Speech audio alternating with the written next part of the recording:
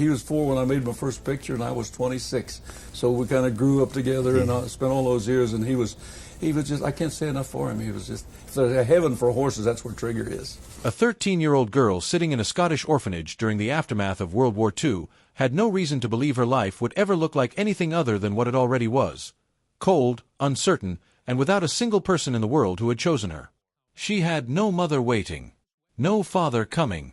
Just the steady, institutional rhythm of a place that housed children nobody had claimed. And then, without warning, the most famous cowboy in America flew across an ocean and brought her home. What she confirmed decades later, long after Roy Rogers had died, long after the Hollywood lights had dimmed, is a story that reframes everything most people thought they understood about who that man actually was. Roy Rogers spent the better part of half a century being America's moral compass on horseback. From the late 1930s through the 1950s, his face was one of the most recognized on Earth. Children wore his name on lunchboxes, pinned his image to their bedroom walls, and absorbed the values his characters lived by: honesty, courage, decency, and an unshakable belief that doing the right thing was always worth it. The Motion Picture Herald named him the #1 money-making Western star for 12 consecutive years, beginning in 1943. He and his wife Dale Evans made 88 films together, seen by an estimated 80 million people every single year during Hollywood's golden decade. His horse Trigger, his dog Bullet, his theme song Happy Trails, written by Dale Evans herself, a piece of music so woven into the American fabric that it closed the 2002 Winter Olympics in Salt Lake City. Roy Rogers was not merely a star. He was a national institution. But institutions don't grieve. People do. And the private man behind the public legend experienced a depth of loss that would have broken most human beings entirely. The remarkable part, the part that Mimi Rogers, his adopted daughter, finally confirmed in the years after his death, is what he chose to do with that grief rather than surrender to it. Roy Rogers was born Leonard Franklin Sly on November 5, 1911, in Cincinnati, Ohio. There was nothing in his upbringing that pointed toward celebrity. He came from modest, rural circumstances and carried no advantages into adulthood beyond the ones he built himself: a guitar, a voice, and a work ethic forged by necessity. During the Great Depression, he migrated to California and worked as a fruit picker in the San Joaquin Valley. In the evenings, when the labor was done and the sun had dropped behind the hills, he would play guitar around the campfire. He discovered something in those moments that would define the rest of his life. Music had the power to lift people out of their circumstances, if only for a little while. That discovery mattered. He formed a singing group called the Pioneer Trio, which evolved into the Sons of the Pioneers. Their early recording of Tumbling Tumbleweeds caught Hollywood's attention, and Republic Pictures signed him in 1937, giving him a new professional name, Roy Rogers, borrowing the surname of the recently passed American humorist and beloved national figure Will Rogers, banking on the resonance that name carried with the public. The gamble paid off beyond anything the studio could have anticipated. You cannot tell Roy Rogers' story honestly without centering Dale Evans within it. She was born Frances Octavia Smith on October 31, 1912, in Uvalde, Texas, and her own early life was far more complicated than the polished Queen of the West image suggested. She had married young, had a son named Tom, and kept that son's existence concealed from the public when her entertainment career began, afraid that being known as a mother would damage her commercial appeal. It was a secret she carried with considerable guilt for years, and one that informed the kind of honesty she eventually chose to live with in the decades that followed. She and Rogers first appeared on screen together in the 1944 film The Cowboy and the Senorita. Their chemistry was evident immediately, not only romantic, but professional. Rogers brought warmth, heroic steadiness, and a musical talent that audiences loved. Evans brought sharpness, wit, and a songwriting ability that matched and sometimes exceeded his own. Together they were genuinely greater than the sum of their parts, which is a rarer thing in Hollywood than the mythology suggests. Rogers had been married before. His first wife, Arlene, died in 1946 after giving birth to their son Roy Jr., known to the family as Dusty. The loss was devastating in ways Rogers rarely spoke about publicly. Within a year, he had married Dale Evans, a decision that raised eyebrows among some people in his circle who thought the timeline was too compressed for grief to have been properly honored. History proved them wrong. Their marriage lasted more than 50 years, until Roy's death in 1996. In a town where marriages routinely outlasted nothing more than a film's theatrical run, Roy and Dale endured for half a century. That fact alone is worth sitting with. Together they brought a deep and vocal Christian faith into every dimension of their lives. They appeared multiple times with Billy Graham at crusades across the country. They were open about their beliefs in an era when that kind of public faith was not especially fashionable in Hollywood circles. And that faith would be tested, not once, not twice, but repeatedly and with a severity that would have destroyed people with less conviction beneath them. In 1950, Dale Evans gave birth to a baby girl. They named her Robin Elizabeth Rogers. She was their only biological child together, the single child born of their marriage. And from the moment she arrived, she came with a weight that would alter the shape of their lives permanently. Robin was born with Down syndrome. In 1950, the medical and cultural understanding of Down syndrome bore almost no resemblance to what we know today. The prevailing medical wisdom of the era advised parents to institutionalize children born with the condition, to remove them from family life, from public view, from the ordinary rhythms of a household. The assumption embedded in that advice was that these children were burdens to be managed rather than people to be loved. Most parents, under immense social and medical pressure, complied. Roy and Dale refused. At the absolute peak of their fame, with their public image representing the wholesome ideal of American family life, they insisted that Robin be included in every family publicity photograph. The studio warned them. Industry advisors told them that fans would be uncomfortable, that the visibility would damage the brand, that it was an unnecessary risk. Roy and Dale did not budge. Robin was their daughter. She would be seen. That was a quiet act of moral courage that history has never adequately acknowledged. In 1950, against every institutional force pushing them toward concealment, they chose visibility. They chose their daughter's dignity over their own convenience. That choice deserves to be remembered. Robin lived for just under 2 years. She died in August 1952, shortly before her second birthday, from complications related to mumps. The grief that followed was of the kind that has no adequate language. Dale Evans sat down and wrote a book. She wrote it from Robin's perspective, as if Robin herself were narrating her brief life from beyond it, speaking to the parents who had loved her so completely. She called it Angel Unaware. Published in 1953, it became a bestseller and reached hundreds of thousands of readers. For parents raising children with developmental disabilities in an era when they had been told to be ashamed, it functioned as a lifeline, a piece of writing that insisted, quietly and with great moral force, that their children's lives held meaning, worth, and dignity equal to anyone else's. The book's impact extended well beyond the emotional. A group then known as the Oklahoma County Council for Mentally Retarded Children eventually adopted the name the Dale Rogers Training Center in Evans' honor, a testament to the practical change her words helped generate.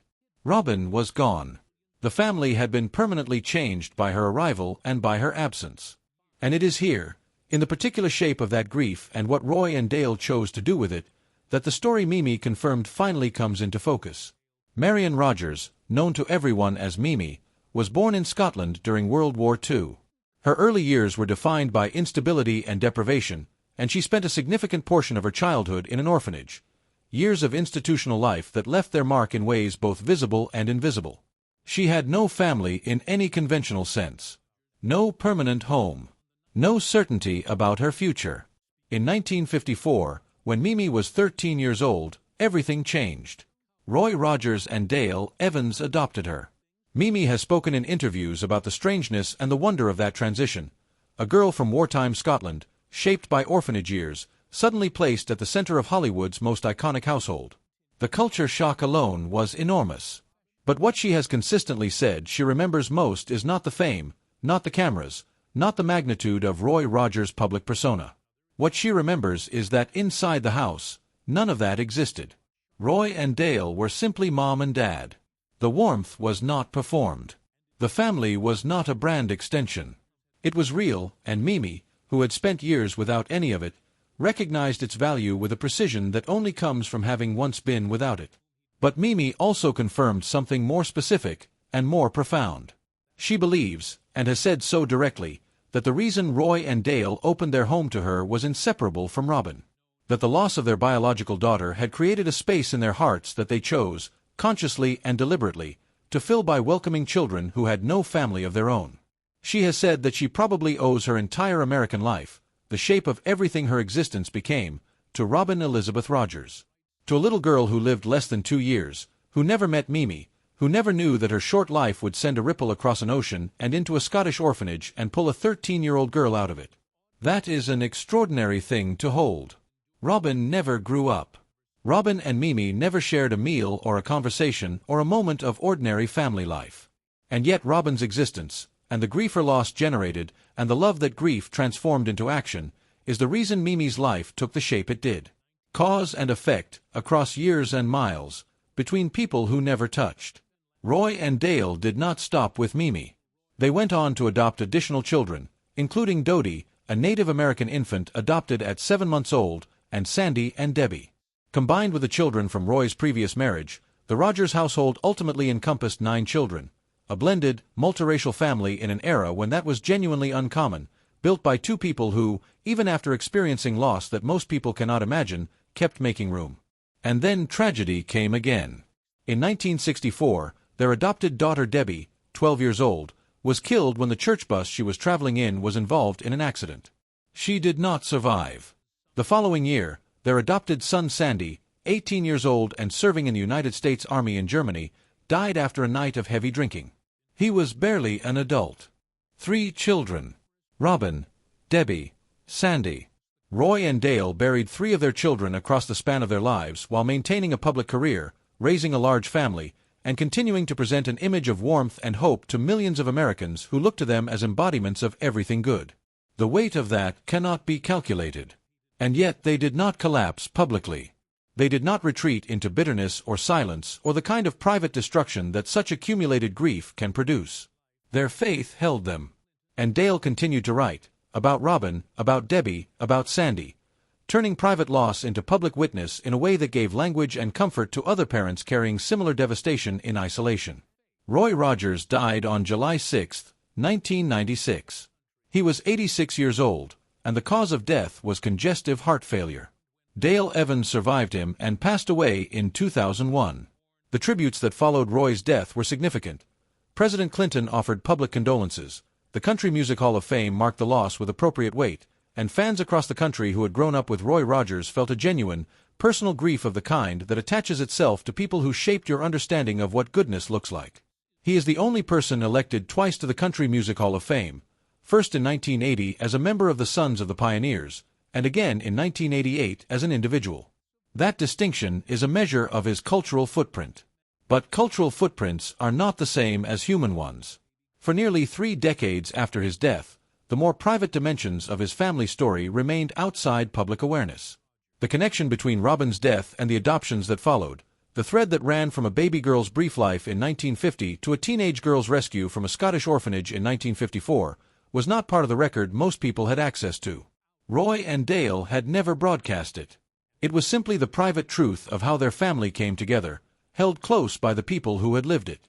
When Mimi finally chose to share it, not for publicity, not for any strategic purpose, but simply because the truth was real and the people involved deserved to be remembered as human beings rather than only as icons, she gave the world something it had been missing. Not a scandal. Not a revelation that diminishes. Something rarer, a confirmation that the goodness Roy Rogers projected was not a performance. It was hard-won. It was built on a private foundation of genuine suffering and a deliberate, conscious choice to respond to that suffering by expanding rather than contracting. The Roy Rogers that America knew, smiling on horseback, always on the right side of every situation, riding off into a sunset that never seemed to end, was real. But he was real in a more complicated and more admirable way than the legend ever fully captured. Behind the white hat was a man who had buried a daughter with Down syndrome at the age of 2, adopted a teenager from a Scottish orphanage in her memory, built a multiracial blended family in an era that did not celebrate such things, and buried 2 more children in the years that followed. And kept going. And kept smiling. And kept meaning it. Mimi said that inside the house, they were just Mom and Dad. Those 6 words are the most complete portrait of Roy Rogers that anyone has ever offered. Not the star. The father. The man who showed up, for Mimi, for Dodie, for all of them, and gave them something that fame cannot manufacture and money cannot purchase. A home. A family. A place where they were chosen.